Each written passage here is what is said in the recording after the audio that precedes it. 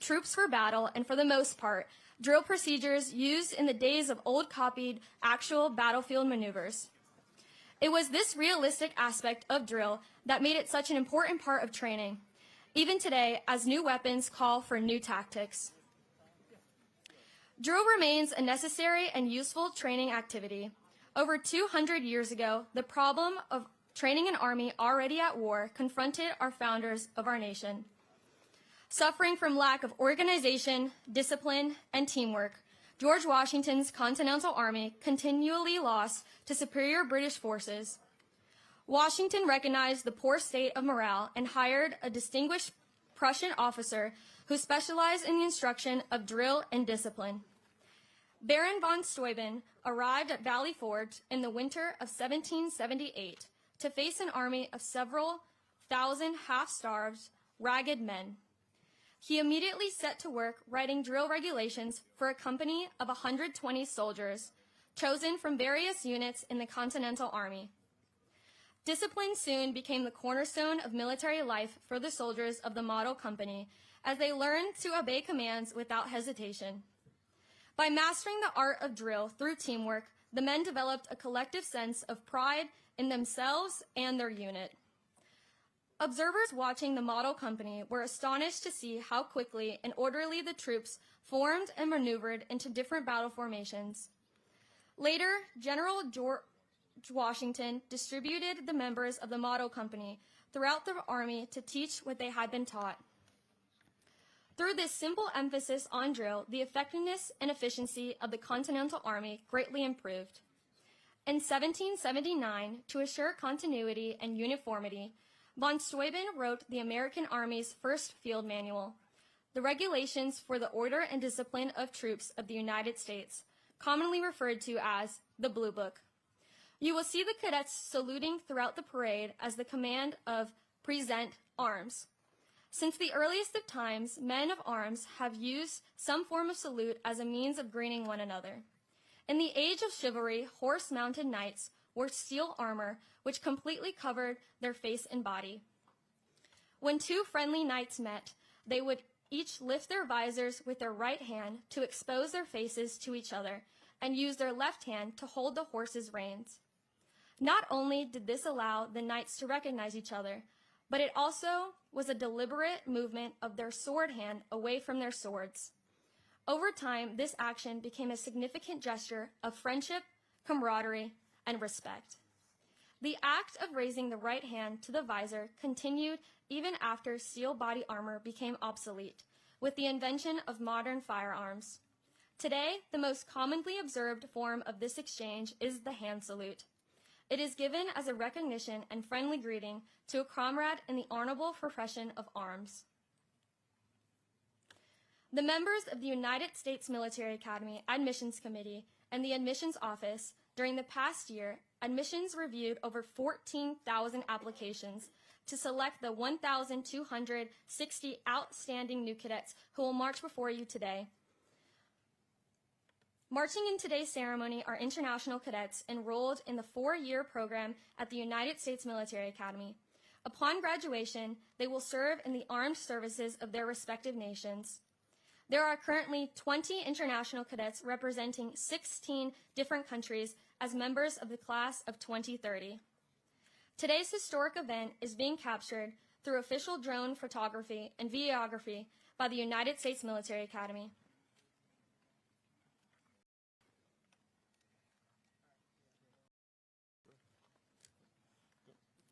Stand with the right hand placed over the heart. Spectators are reminded not to smoke, refrain from loud talking, and to turn down cellular phones during the ceremony. As a courtesy to others seated around you, kindly take all your pictures from your seat. We would also like to remind everyone to please stay off the plane during and after the ceremony. Thank you. Currently assembled on the plane is the United States Military Academy Band, and assembled in front of Washington Hall is the band's field music group, the Hellcats. At the time of the American Revolution, the band consisted of a single drummer and fifer, and has evolved into one of the most capable and professional performing groups in the world. As the oldest musical organization in the United States Army, the West Point Band has been inspiring America's leaders for over 200 years.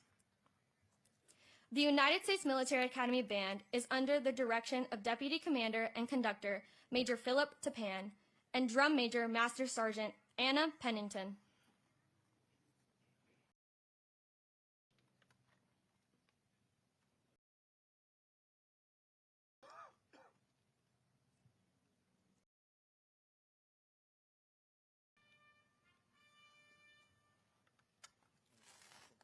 The bugle call just heard was "Attention." It is used to alert the cadet commanders to the start of the ceremony.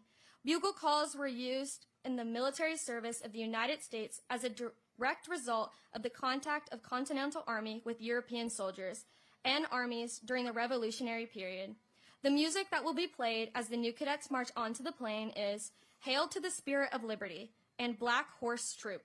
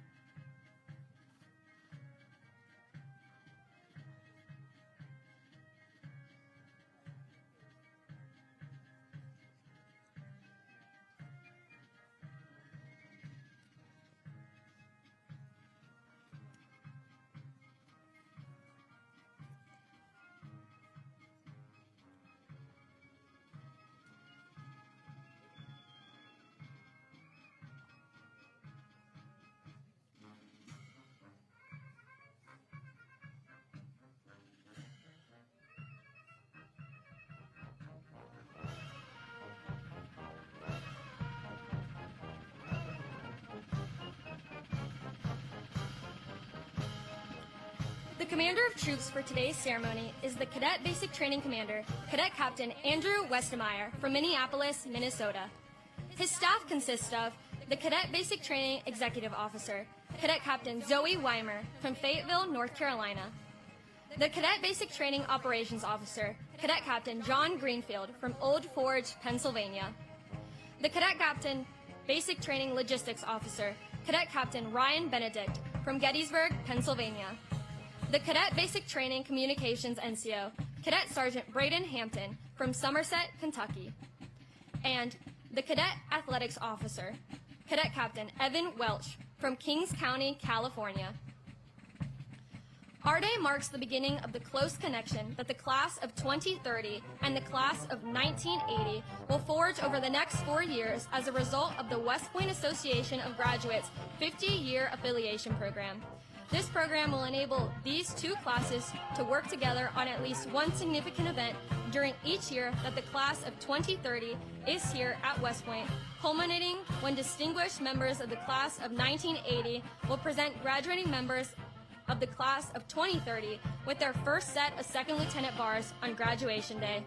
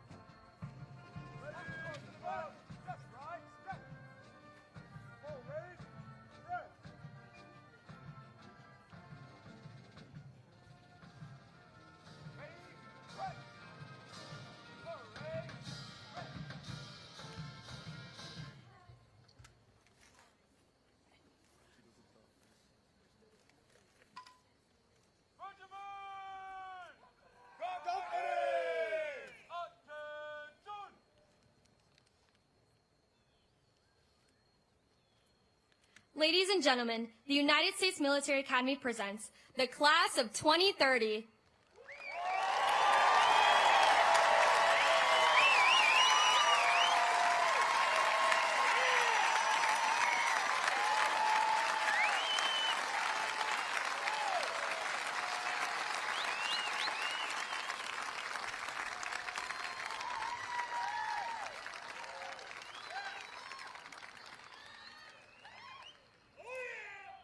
The official party for today's ceremony consists of Brigadier General Joe Katz, Commandant of the United States Corps of Cadets, Class of 1999, Command Sergeant Major Kyle Keenan, Command Sergeant Major of the United States Corps of Cadets, Lieutenant Colonel Daniel Bell, Commander, Cadet Basic Training Regiment, Class of 2005, and Sergeant First Class Brandon Ledford, Senior Enlisted Leader, Cadet Basic Training Regiment.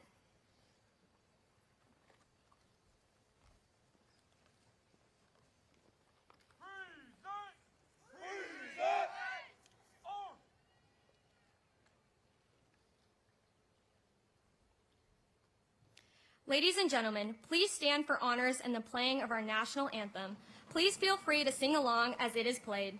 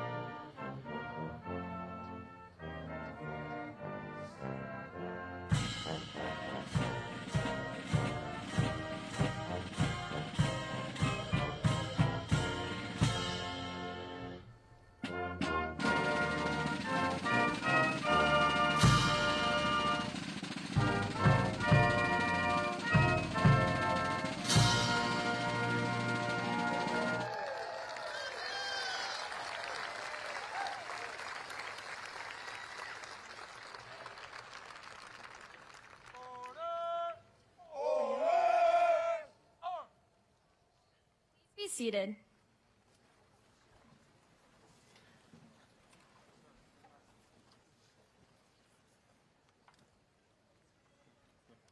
Ladies and gentlemen, the 82nd Commandant of the United States Corps of Cadets, Brigadier General Joe Katz.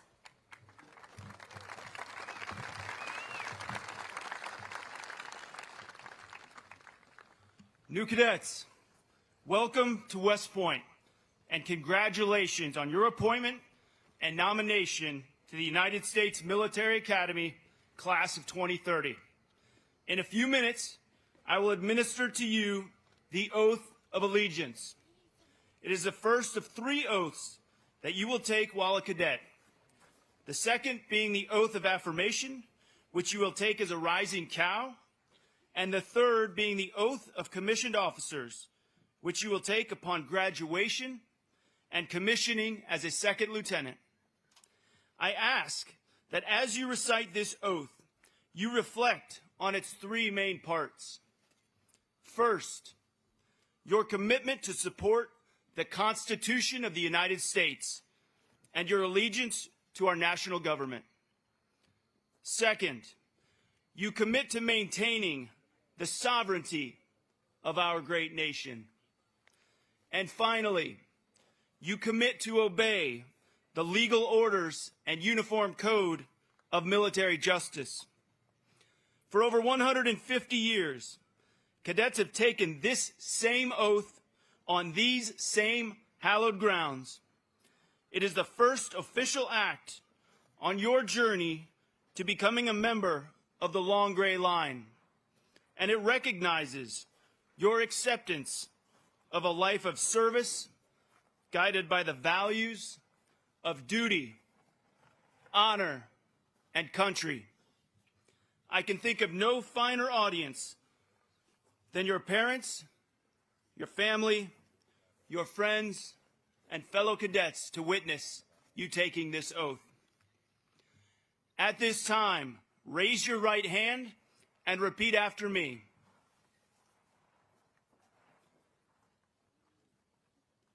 I state your name, do solemnly swear that I will support the Constitution of the United States and bear true allegiance to the national government, that I will maintain and defend the sovereignty of the United States, paramount to any and all allegiance, sovereignty, or fealty I may owe to any state or country whatsoever, and that I will, at all times, obey the legal orders of my superior officers and the Uniform Code of Military Justice. You may lower your hand. Congratulations, new cadets. Class of 2030, welcome to the Corps of Cadets.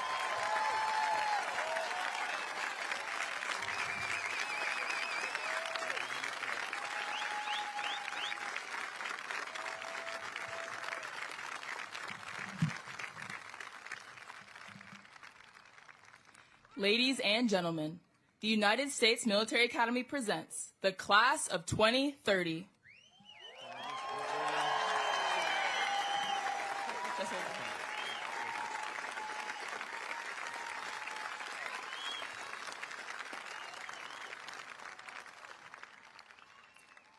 Ladies and gentlemen, please stand for the playing of the official Army song, "The Army Goes Rolling Along." Please feel free to sing along with us as it is played.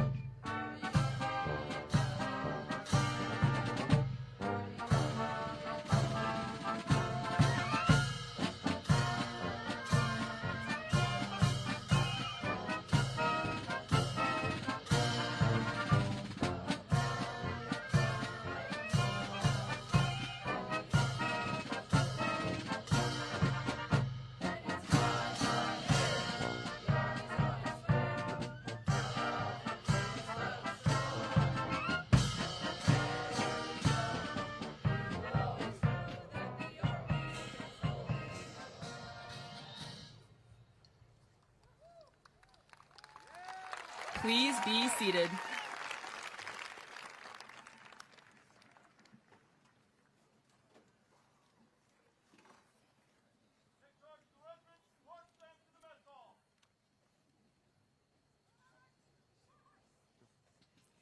Ladies and gentlemen, for your safety and for the safety of our cadets, we would like to ask that you please remain in place as the cadets march back to the Central Academy area. That march that will be played as the cadets depart is Washington Post. Company commander, take charge of your units and march them to the cadet list.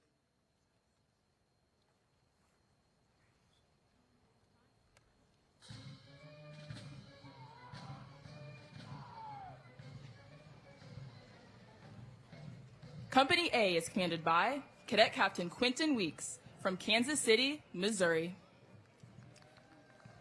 The First Sergeant is Cadet First Sergeant Benjamin Garcia from Mahwah, New Jersey.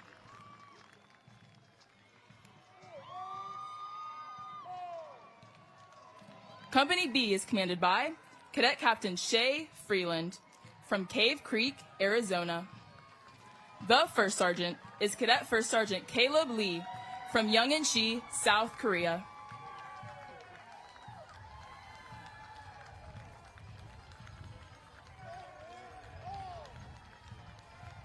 Company C is commanded by Cadet Captain Grant Creedican from Tampa, Florida. The First Sergeant is Cadet First Sergeant Armando Mendez from Guaynabo, Puerto Rico.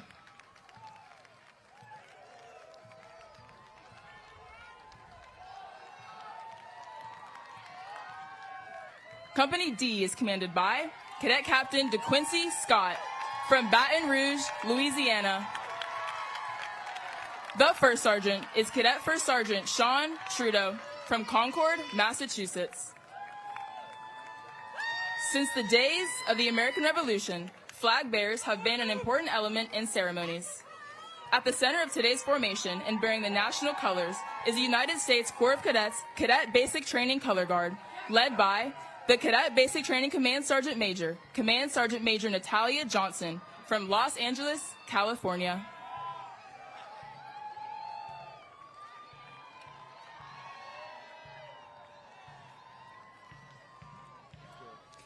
Company E is commanded by Cadet Captain Charles Bell from Altoona, Iowa. The First Sergeant is Cadet First Sergeant McLean Edlifson from Burke, Virginia.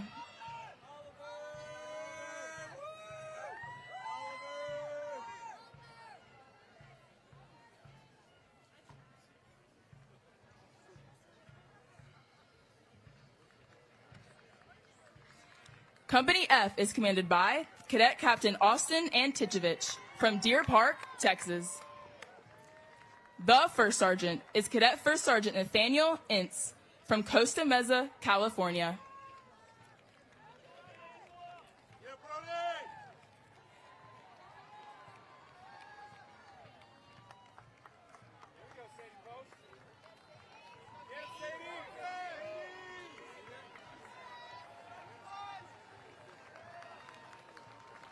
Company G is commanded by Cadet Captain Rebecca Galbraith from Richmond, Virginia. The First Sergeant is Cadet First Sergeant Lucas Silva from Norwalk, Connecticut.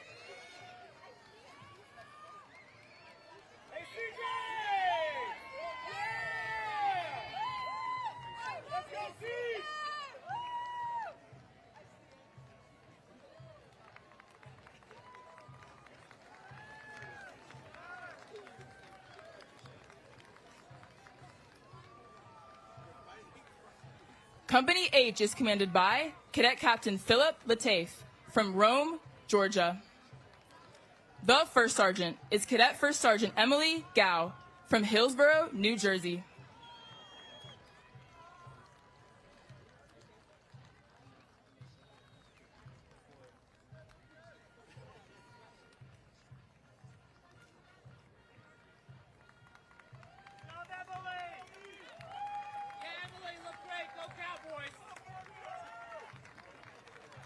Company I is commanded by Cadet Captain Claire Schleck from Metuchen, New Jersey.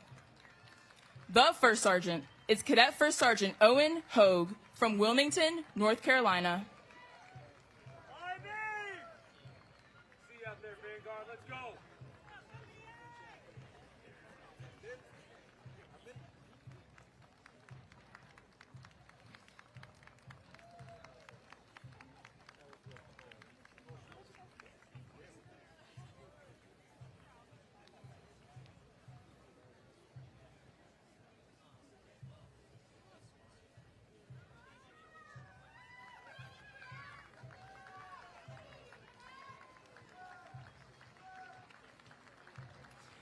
We hope to welcome you back to West Point on August 10th for one of the Academy's most meaningful and time-honored traditions, the March Back from Lake Frederick. This event marks the culmination of Cadet Basic Training, or BEAST as it's commonly referred, a 6-week program that tests the physical endurance, mental toughness, and character of our newest cadets. It is during this rigorous training that these young men and women begin their transformation from civilians into cadets and the United States Corps of Cadets. The march back is more than just a long hike. It is a rite of passage. At the break of dawn, members of the class of 2030 will step off from their training grounds at Lake Frederick and begin the 12-mile trek back to the academy. Along the way, they are joined by members of the Long Gray Line, graduates of West Point from generations past, who walk alongside them in solidarity, symbolizing the unbroken bond that connects every cadet and graduate across time. It is a powerful image. Young cadets, just beginning their journey, marching shoulder to shoulder with those who have served with honor and distinction. This moment is often the first opportunity for families and friends to see just how much their cadet has grown, physically, emotionally, and mentally, since arriving at West Point. And it is a chance for us all to celebrate their courage and commitment to something larger than themselves. We encourage you to come, to cheer, to witness, and to be a part of the moment that will live in the memory of every cadet for a lifetime. And then, just a few days later, we invite you to return again on August 15th for the Acceptance Day Parade. This ceremonial review, held on the plane at West Point, marks the official acceptance of the class of 2030 into the Corps of Cadets. It is the formal recognition that these new cadets have completed their initial training and are now full members of the Corps, a proud and storied institution that dates back to 1802. On this day, cadets march with precision and pride as families and friends look on. The superintendent and other academy leaders preside over the event, and the ceremony concludes with the traditional formation in which the new cadets take their place among the upper classes. Acceptance Day is not just a military tradition. It is a moment of transformation, of growth, and of belonging. So whether you join us for March Back, Acceptance Day, or both, we hope to see you again in August. These two events are more than milestones. They are celebrations of commitment, perseverance, and the beginning of a remarkable journey in service to the nation.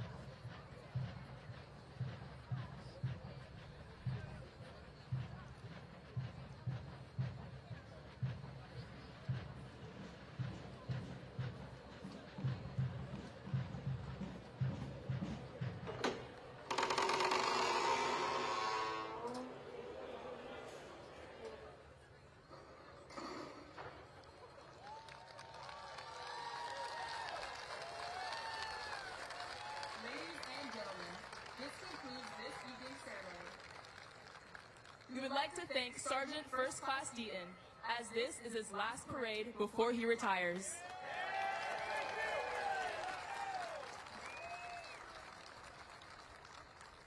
We would ask that you please remain off the plane.